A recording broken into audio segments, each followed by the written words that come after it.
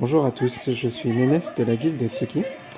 Je suis avec vous aujourd'hui sur une vidéo pour le raid, donc pour vous montrer comment se passe un raid avec moi.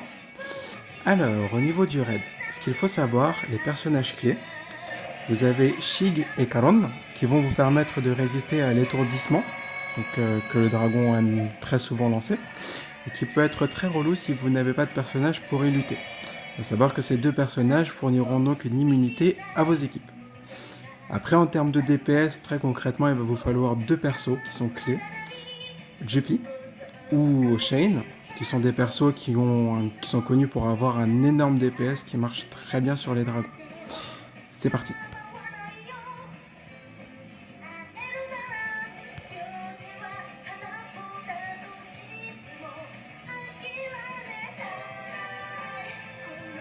Donc là, j'active le mode sniper de Juppie, qui va me permettre de vraiment booster ses attaques.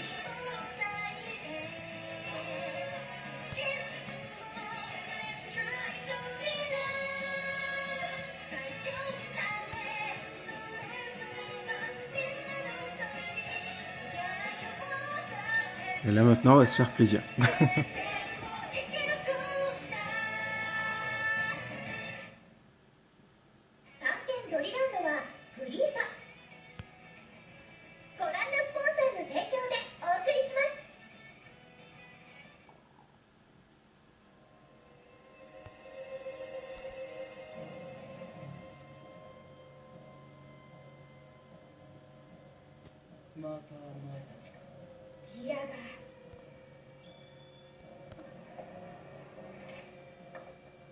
Donc là, vous voyez que malgré ces attaques, je ne suis pas étourdi. C'est grâce à Karon qui est dans cette équipe.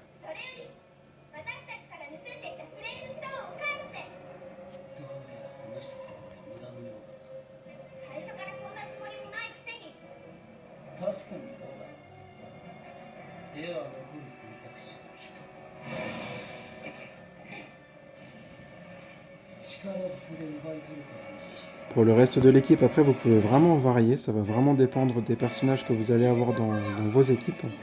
Mais c'est vrai qu'après, il faut des personnages qui quand même tiennent la route et qui soient quand même suffisamment résistants pour pouvoir résister aux attaques du dragon. Et aussi, au passage, faire quand même des dégâts qui sont un peu importants.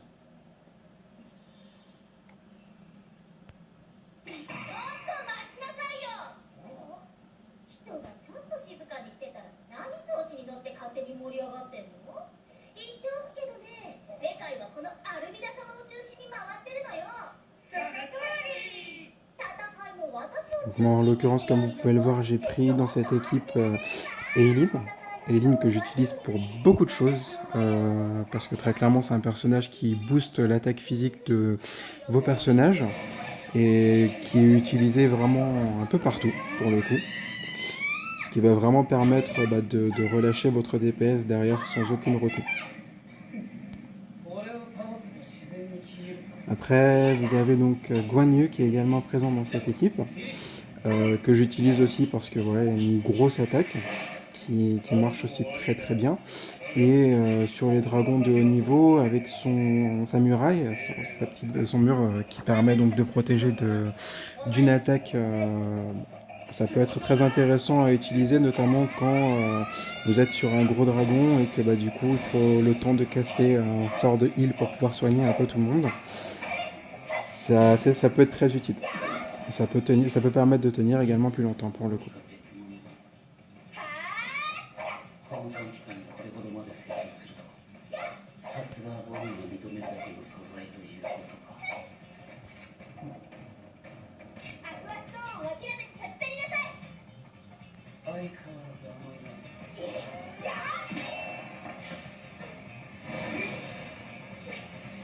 Ah, la caronne est tombée.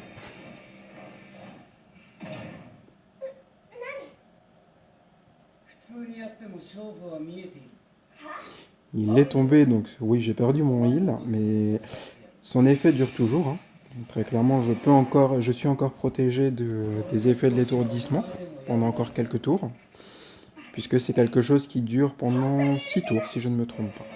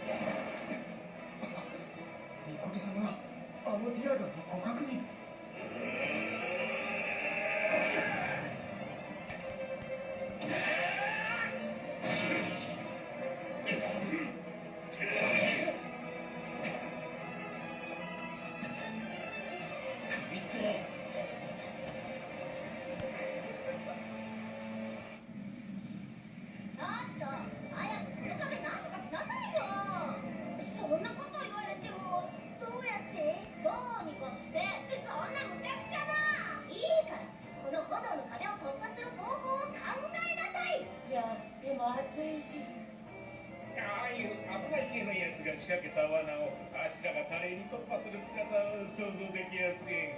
でも早く姫さんを助けに行かないと。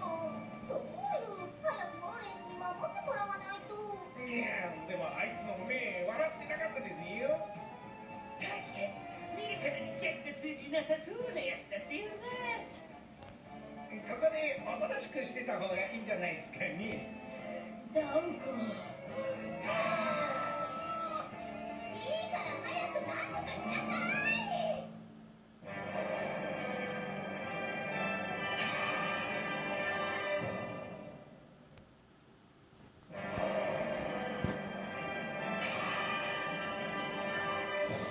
Là, du coup, je ne suis plus protégé de l'étourdissement parce que ça y est, les 6 tours sont passés.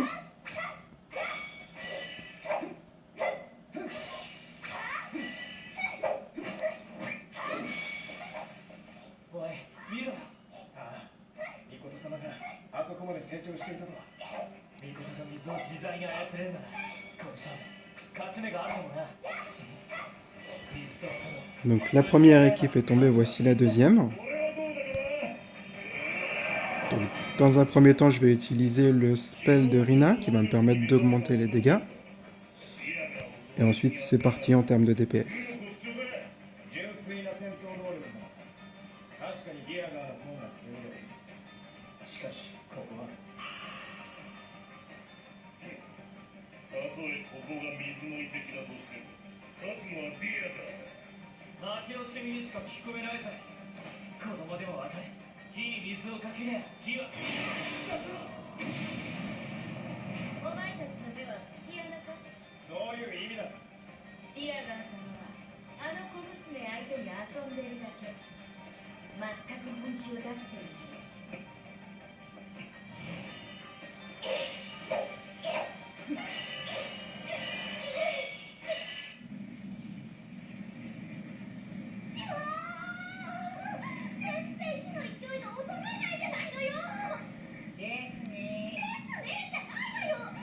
Donc dans cette équipe, celui qui protège de l'étourdissement est donc Sig.